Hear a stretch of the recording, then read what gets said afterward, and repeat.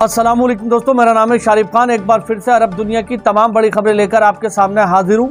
Iran और America के बीच बढ़ती टेंशन के नतीजे क्या निकले वो भी मैं आपको बताऊंगा, और इसी के साथ साथ दुनिया भर में कुछ और उथल पुथल हुई है वो भी मैं आपको बताऊंगा। तो वीडियो की शुरुआत करते हैं आज की इस बड़ी खबर से। यह साइड में आप मेरे देख सकते हैं कि रशिया ने यानी रूस ने ऑफिशियल तौर पर व्हाट्सएप को बंद कर दिया है और व्हाट्सएप की जगह अपने देश के नागरिकों को ये कहा है कि अपने देश का बनाया हुआ मैक्स नाम का ऐप इस्तेमाल करो। रशिया बार बार अपने नागरिकों को ये चेतावनी दे रहा है किसी भी विदेशी कंपनी को प्रमोट करने के बजाय अपने ही इस बात का यह भी मतलब होता है कि जो भारतीय नागरिक या विदेशों से आए हुए नागरिक रशिया में बैठकर व्हाट्सएप के माध्यम से अपने घर परिवार के लोगों से बातचीत करते हैं, अब उनकी बातचीत बंद हो जाएगी। अगर उन्हें अपने परिवार के लोगों से बात करना है तो उन्हें भी ये समझाना होगा कि मैक्स नाम का ऐप अतिरिक्त डाउनलोड कर लो, तभी हमारी और आपकी बातचीत हो पाएगी।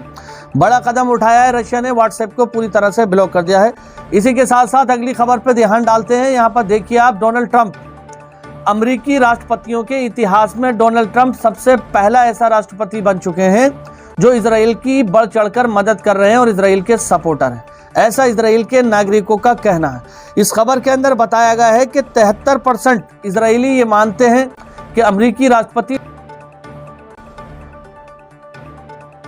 आप लोग जानते ही कि बीते 2-2.5 साल से लगातार अमेरिका इजराइल को मदद कर रहा था, लेकिन जब से डोनाल्ड ट्रंप की सरकार सत्ता में आई है जनवरी 2025 से, तब से और बड़े पैमाने पर इजराइल को मदद पहुंची है। और गाजा के अंदर जो सिचुएशन है, जो हालात है, वो आप देख ही रहे हैं।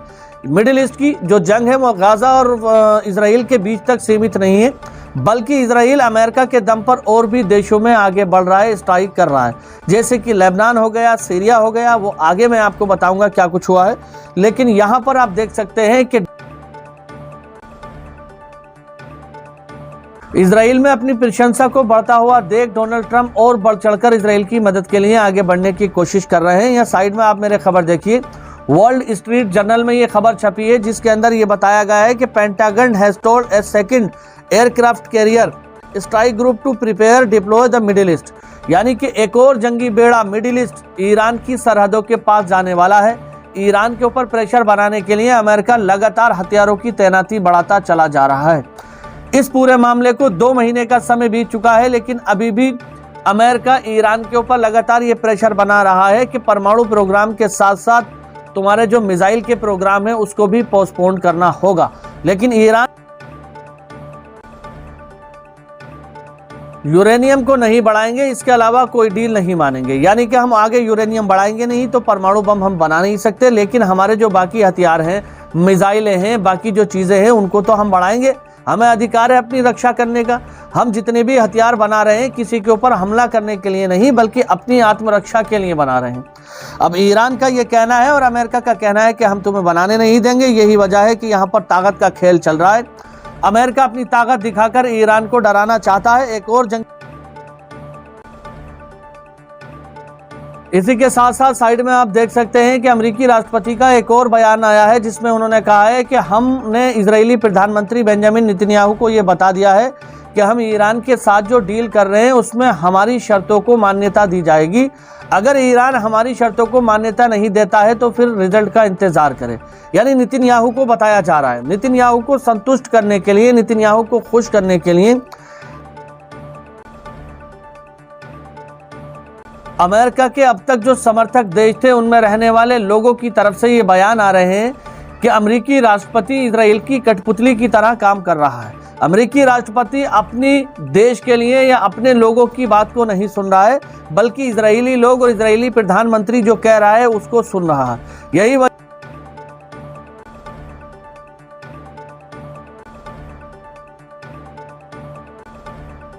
पब्लिक के अंदर गुस्सा और भी ज्यादा इसलिए बढ़ता जा रहा है क्योंकि 3 घंटे तक इजरायली प्रधानमंत्री बेंजामिन नेतन्याहू और ट्रंप के बीच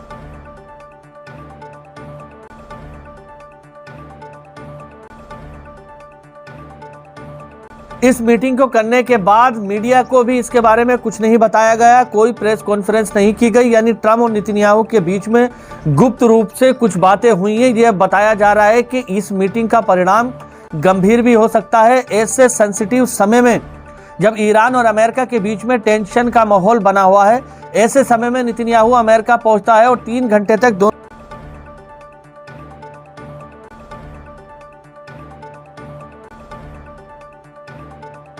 तो ट्रंप तो लगातार इजराइल को सपोर्ट कर ही रहे हैं। इसी के साथ साथ मैं आपको बता दूं कि बीते 2 साल से 1 साल से जब से फलस्तीन और इजराइल के बीच में जंग का माहौल था और यमन के हूती लड़ाकों ने लाल सागर के रास्ते को बंद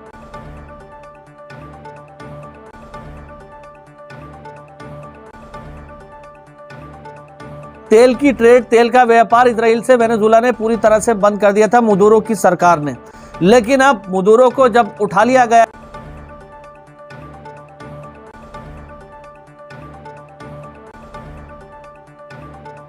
जिस चीज का डर जताया जा रहा था कि अमेरिका अपने दोस्तों के लिए वेनेजुएला के तेल का इस्तेमाल करेगा, भेजेगा, और जो मदुरो के दोस्त हैं उन पर पूरी तरह से पाबंदी लगाई जाएगी, तो वही होता हुआ नजर आ रहा है। तो इजराइल को तेल के टैंकर जाना शुरू हो गए हैं। अमेरिका के समर्थन से ये सब कुछ हो रहा है।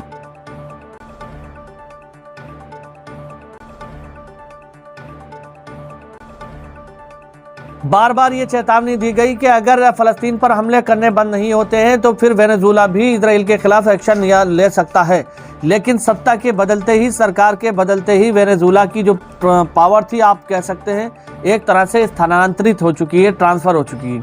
सत्ता में बैठा हुआ चेहरा कोई दिखाई दे रहा है, लेकिन उसको चलाने वाला पीछे से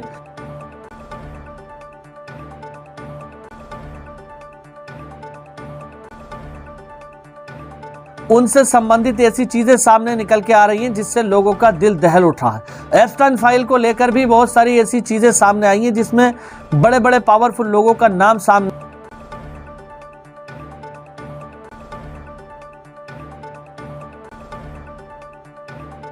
कृत्य किए हैं, आज नहीं तो कल उसकी सजा उन्हें मिलकर रहेगी।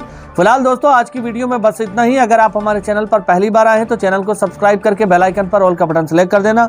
अगर आप हमें फेसबुक पर देख रहे हैं तो हमारा यूट्यूब चैनल है all type knowledge, ALL all TYPEKNOWLEDGE, all type knowledge. तो आप हमें यूट्यूब पर